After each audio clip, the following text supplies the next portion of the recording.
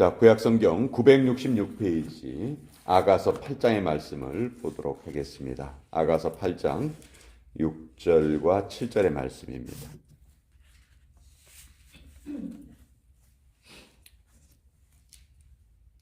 구약성경 966페이지 아가서 8장 6절로 7절까지의 말씀 우리 같이 읽도록 하겠습니다. 시작. 너는 나를 도장같이 마음에 품고 도장같이 팔에 두라. 사랑은 죽음같이 강하고 질투는 수월같이 잔인하며 불길같이 일어나니 그 기세가 여호와의 불과 같으니라.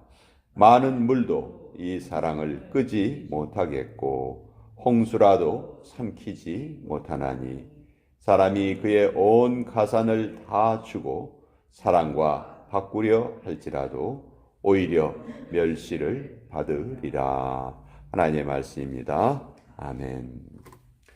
자, 이 아가서는 성경에 있는 그 내용이 이제 문자적인 뜻과 또 그 안에 담겨 있는 뜻이 그 문자적인 뜻보다 훨씬 깊은 뜻이 담겨 있는 경우가 많은데 대표적인 것이 바로 이 아가서입니다. 표면적으로는 솔로몬과 술람 여인의 남녀간의 사랑을 말하는 것처럼 그것을 노래하는 것처럼 보이지만 그 이면에는 솔로몬으로 상징되는 하나님이 술람 여인으로 상징되는 하나님의 백성을 얼마나 사랑하시는가 그것을 우리에게 알려주고 있는 그런 내용이에요. 그래서 유대인들은 가장 큰 명절인 6월절에 온 국민이 아가서를 다 함께 낭송을 합니다. 그러면서 하나님의 백성으로서의 기쁨을 누리는데 이제 오늘 우리가 읽은 부분은 이제 솔로몬과 술람 여인이 처음에 만나 서로 사랑을 하다가 중간에 또 좀 어려운 시간이 지났죠. 그렇지만 다시 두 사람의 사랑이 결실을 맺는 그런 내용을 우리에게 보여주고 있습니다. 신부가 신랑에게 고백하고 있습니다. 너는 나를 도장같이 마음에 품고 도장같이 팔에 두라. 이렇게 고백하고 있어요. 지금은 뭐 미국에서는 도장을 다 사용하지 않지만 한국에서는 가장 중요한 문서에는 항상 도장을 찍었습니다. 그것도 막도장이 아니고 인감도장이라는 거 여러분 아시죠? 아주 중요한 문서에는 인감도장을 찍었어요. 그래서 내가 가장 신뢰할 수 있는 사람은 어떤 사람이냐면 내 인감도장을 맡길 수 있는 사람. 그 사람은 내가 가장 신뢰할 수 있는 사람이다. 그런 표현이 있었죠. 고대에도 이 도장이 아주 중요한 역할을 했습니다. 근데 도장같이 마음에 품고 도장같이 팔에 두라 이렇게 말하는 거예요. 그러니까 여기 도장은 뭐 다른 말로 하면 결혼식 때 교환하는 반지와 같은 의미겠죠. 반지를 신랑 신부가 교환을 하면서 그 항상 손에 끼우고 나는 당신이 이렇게 생각을 하겠습니다 하는 것을 상징적으로 보여주죠. 자, 그런데 여기 보면 사랑이라는 단어와 질투라는 단어가 같이 나와요. 사랑은 죽음같이 강하고 질투는 수월같이 잔인하며 불길같이 일어나니 그 기세가 여호와의 불과 같으니라.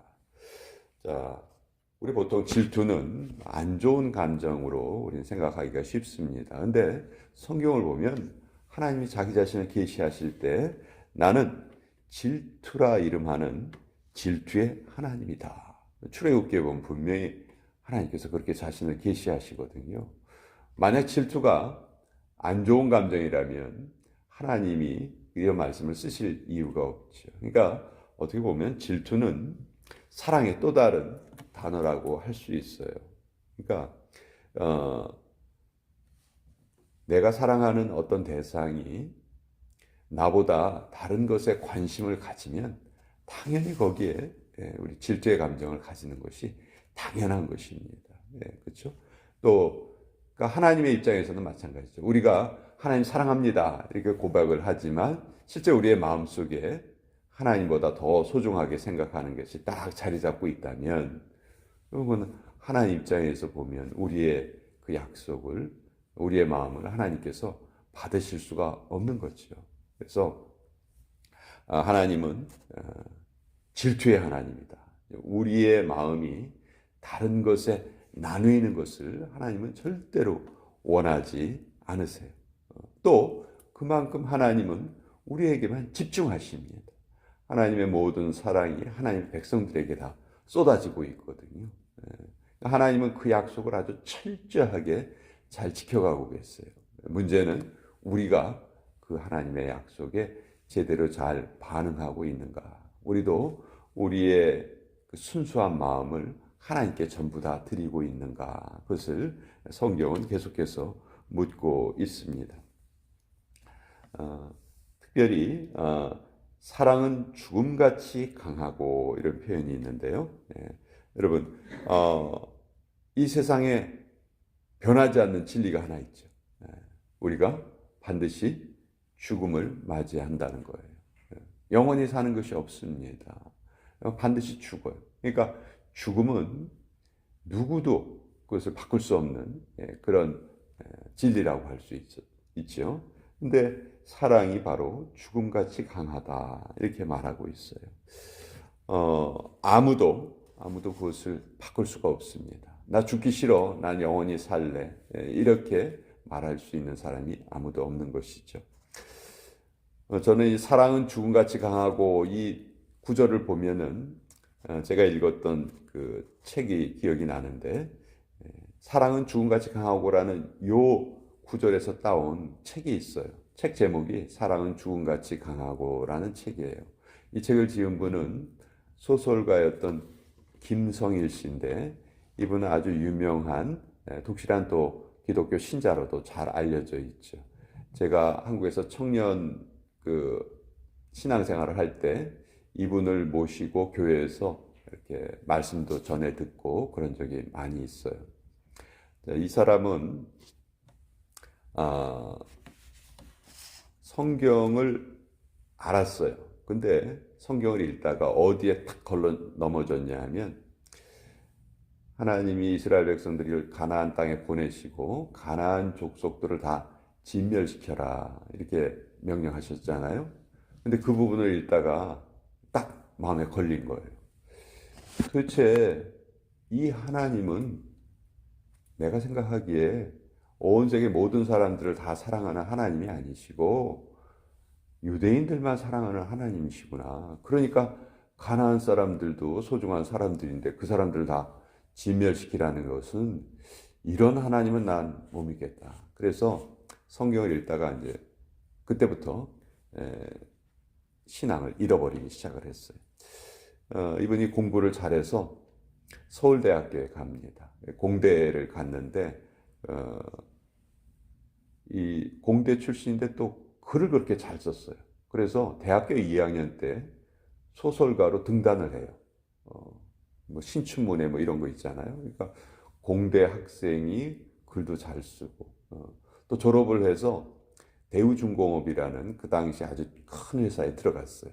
거기 가서 영업부장을 하는데, 이 사람이 그 영업부장을 하니까 막 실적이 몇 배로 오르는 거예요. 왜냐하면 1년 365일을 회사 일을 위해서 정말 자기 자신을 다 던졌거든요. 그러다 보니까 자연히 매일매일 술자리가 많았고, 또 뭐 담배도 뭐 줄담배를 피웠고, 그렇게 된 거예요. 자, 결혼한 아내는 그때마다 이제 당신 이렇게 살면 안 된다고 계속 좀 옳은 소리를 했어요. 그러면 이 김성일 씨가 책이 무척 크거든요. 아주 거구예요. 근데 또 아내는 그렇게 또 아주 체구가 작고 연약했어요. 근데 이 술에 취해가지고 나쁜 버릇이 나온 거예요. 막 아내를 막 폭행을 하고 막 그런 거예요. 근데 어느 날 집에 들어가 보니까 아내가 쓰러져 있는 거예요. 그래서 병원에 놀래가지고 싣고 갔더니 아내가 암 판정을 받은 거예요. 그러니까 이제 이 사람이 완전히 그때 정신이 번쩍 들은 거죠. 도대체 내 아내는 그렇게 열심히 신앙생활하고 잘못한 것 없이 살았는데 이런 벌을 받은 것이 결국은 나 때문이구나. 내가 이렇게 이 아내의 말을 듣지 않고 아내를 때리기도 하고 맨날 술 담배에 쩔어서 살고 내가 이것 때문에 내 아내가 벌을 받는구나. 그것을 깨닫게 됩니다. 그리고 그때 처음으로 이제 다시 하나님께 대한 믿음이 되살아나요. 하나님, 제가 하나님 앞에 약속드립니다. 제 아내를 살려주시면 제가 하나님이 하라는 것은 정말 하나도 어기지 않고 잘 지키겠습니다. 제발 제 아내만 살려주십시오. 내 의사는 아내가 살아날 확률은 50%밖에 안 된다. 이렇게 이제 진단을 한 거예요. 그래서 이 아내의 병실을 이 사람이 2달 동안 지킵니다. 낮에는 출근을 하고 밤에는 아내 곁에 와서 아내 곁에서 아내를 간호를 해요. 근데 그 간호를 하면서 이 사람이 뭘 했냐면 다시 성경을 읽기 시작해요. 창세기부터 다시 성경을 읽어가는 거예요. 그 기간이 1년 반이었다고 해요. 1년 반을 아내 옆에서 이렇게 간호를 했다고 하는데 새벽 기도까지 나가서 아내의 회복을 위해서 부르짖고 그때 하나님께 2가지 약속을 합니다. 이 사람이 첫째는 제 아내를 살려만 주시면 평생 아침 시간을 하나님께 드리겠습니다. 평생 내가 죽는 날까지 새벽 기도를 통해서 하나님을 만나 뵙고 또 하나님께 제 믿음을 보여드리겠습니다. 이것을 약속을 해요. 2번째 약속은 제가 하나님의 말씀을 읽는데 모르는 것이 너무 많습니다. 이해되지 않는 것이 많습니다.